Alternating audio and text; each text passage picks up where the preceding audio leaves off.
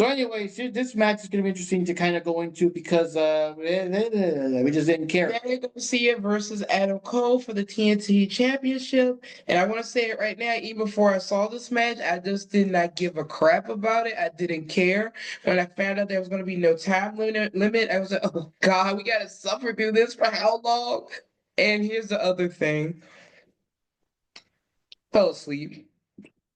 Yeah, when he missed the whole match, and unfortunately, I don't know. I mean, I can say Adam Cole won the match, and I can say that most of us went for Garcia. The only ones that went for Cole were Jack and GJF. Everyone else went for Garcia.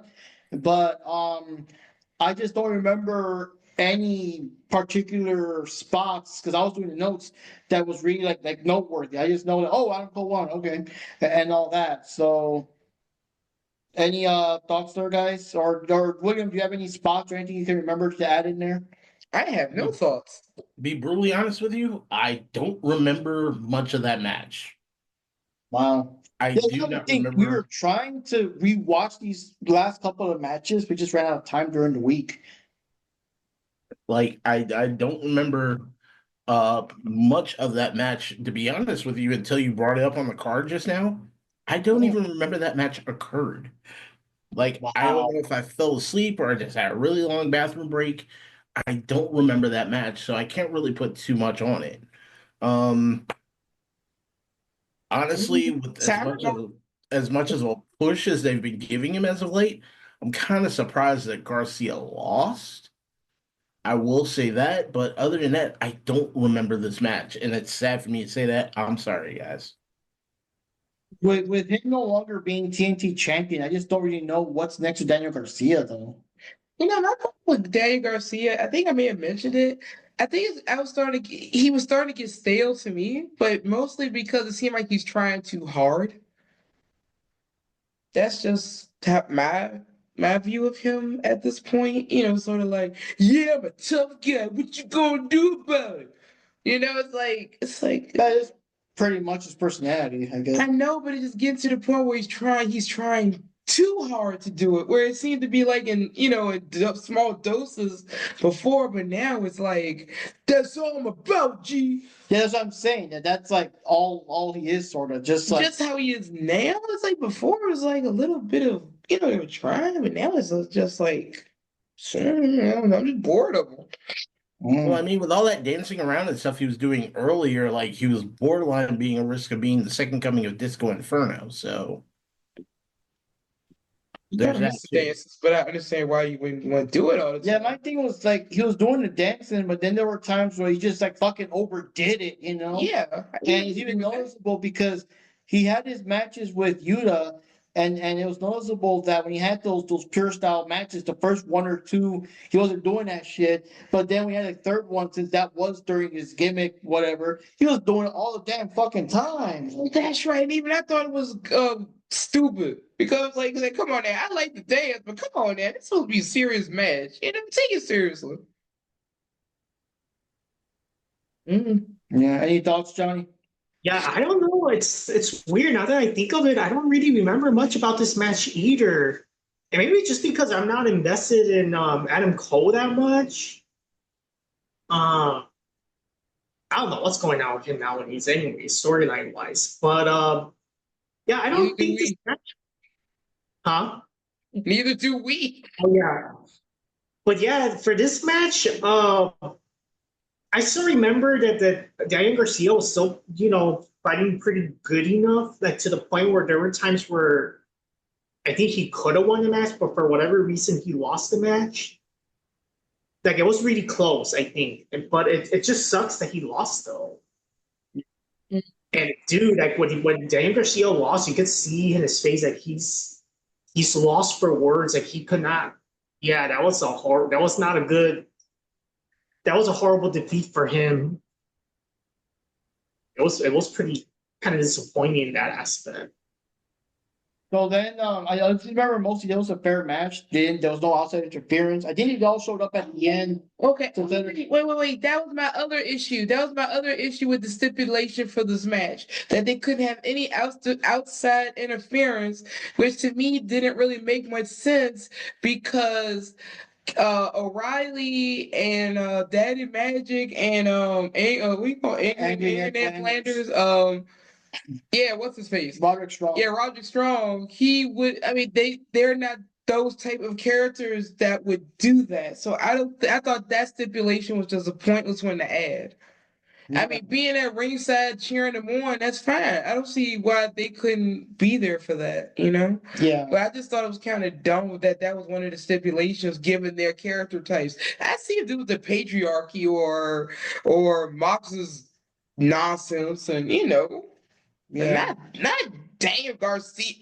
Danny Mystic and O'Reilly. No. Yeah. All right. So I guess the storyline in this case would be that Adam Cole is the new TNT champion. So of course he'll have to defend the title. We'll see what goes on there. Until he breaks his ankle again. Okay. So anyways, the next match is another one that we'll probably need Williams help with was Kenny Omega versus Ricochet versus Get out. Speedball Mike Bailey for the international championship. And with that one, almost everyone went for Kenny Omega. The only one that was outlier was DJF going for Ricochet. And yeah, I think I pretty much zoned out with that one. I was completely asleep for this. I don't even remember. Did Kenny Omega win? He won. Yeah, he right? did win. Yeah. He Okay. went. He won by pin. He pinned Ricochet after doing something. I forgot. I told you what it was. But yeah, Omega retained with over Ricochet. Yeah. After yeah.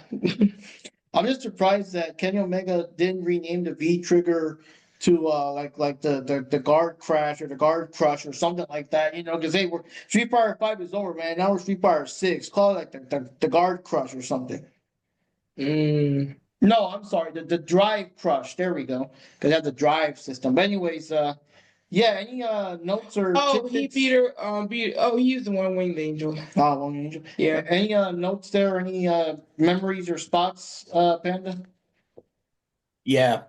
So I do remember this one spot, and yeah, for Okada, yeah, it's out of character, but for these two, but for Bailey and Kenny, yeah, it's fine. Everybody just keeps slapping the living dog shit out of Ricochet on his bald head. Yeah, they were ganging up on him.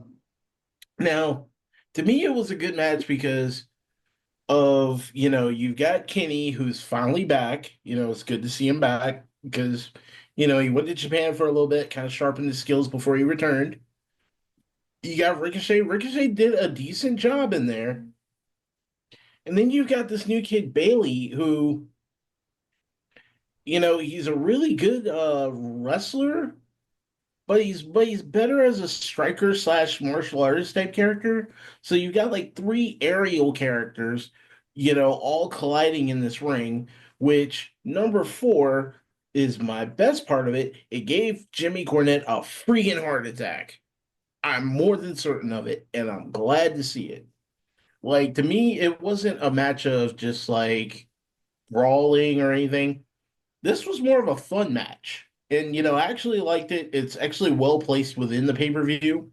I wish there was something more on the line so they would have wrestled a bit more aggressively. But overall, it was still a pretty good match. And it was good to see Kenny's actually finally running back in a decent stride.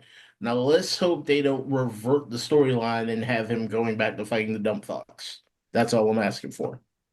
How about that one? Your opinion on this triple threat match? Oh, that's what I was gonna say about what's his name? The Speedball dude. Oh, Mike Bailey. Yeah, Mike Bailey. Yeah, Speedball. So yeah, to me, he's like Ricky Steamboat mixed with like I don't know somebody. I don't know. Just makes me. I don't know. Just a gimmicky type thing with him. With the martial arts and I don't know.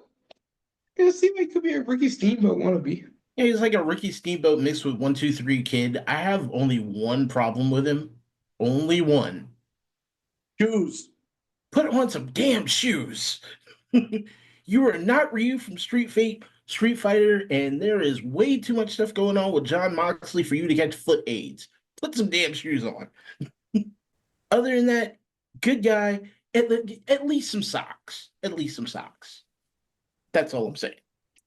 You can wear like the shoe thing. I mean, I used to have a pair. I mean, yeah. All right. So this match actually, I think out of all the matches in this pay-per-view, this was the match that I got the most entertained just by obviously because Kenny Omega's back and it's good to see him back in the ring. And Ricochet, he's kind of silly, he's kind of goofy, so it's kind of fun to see him getting beat up, in general. But I was definitely entertained by a Speedball Mike Bailey because he's very he seems a little out of place in the wrestling world because he's very technical, he's very like martial arts-ish, and he is on a smaller side. Like compared to all the other wrestlers, he is quite a small guy, I would say. But it's so very impressive though, seeing how he's able to recuperate, all the attacks, he gets from the wrestlers. He's able to, do all the martial arts kind of like judo-ish, like still kind of doing throws and doing the chops and doing the landings and blocking. Like it's very interesting. It's very interesting seeing that in wrestling, because I think even that in a UFC, he would kind of make more sense there because it's so boxing, so kind of like that. But in a wrestling match, like he's kind of interesting, kind of stands out, and I kind of liked it. I liked the match, and I wouldn't mind seeing more of Mike Bailey in future matches as well.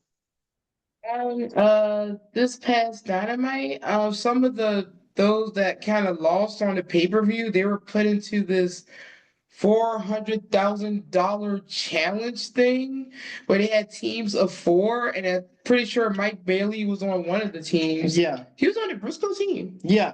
Yeah, so it was Mark Briscoe, it was like Ospreay, Briscoe, Mike Bailey, and Kevin Knight. Yeah. And it was their team versus I forgot the other guys by now.